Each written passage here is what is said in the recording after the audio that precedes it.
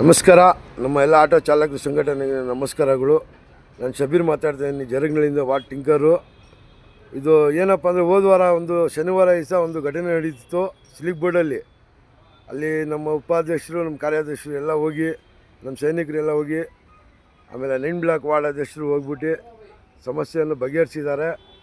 ಆ ಡ್ರೈವರ್ಗೂ ಅದೇ ಗಾಡಿಯವ್ರಿಗೂ ಏನು ಸಿಗಬೇಕಿತ್ತು ಅದು ಪರಿಹಾರ ಕೊಡಿಸಿದ್ದಾರೆ.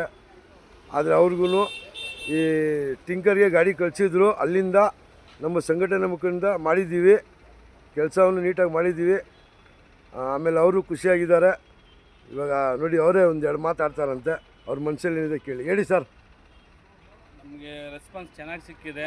ನಮ್ಮ ಹಳೆಯ ಸಂಘಟನೆಯಲ್ಲಿ ರೆಸ್ಪಾನ್ಸ್ ಸಿಕ್ಕಿಲ್ಲ. ಕಾಲ್ ಮಾಡಿದ್ರು ಬರಲಿ, ಅವರು ರೆಸ್ಪಾನ್ಸ್ ಕೊಟ್ಟಿಲ್ಲ. ಏನೇನೋ ಕಥೆಗಳು ಹೇಳ್ತಾಯಿದ್ರು.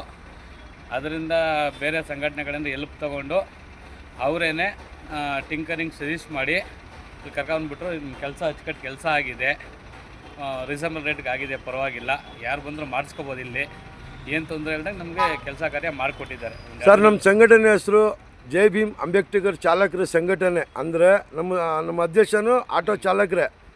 ಒಂದು ಚಾಲಕರು ಅವರು 24x7 ಸೈಯದ್ ಬಿ ಅಂತ ಹೇಳ್ಬಿಟ್ಟು ಶಾಂತಿನಗರ್ ವಾಡೋರ್ದು.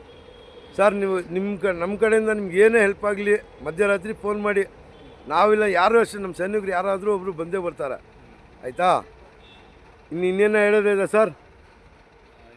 ನಾವು ಸಂಘಟನೆಗೆ ಸೇರ್ಕೋಬೇಕು, ಹೊಸ ಸೇರ್ಪಡೆ ಆಗಬೇಕೀಗ ಹಾಗೆ ಅಂತ ಭಾಳ ಖುಷಿ ಮಾತದು.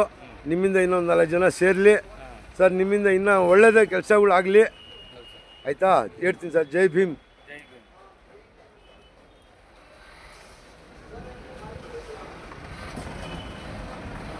ಇದೇ ನಂಬರ್ ಅಲ್ಲ? ಹಾಂ.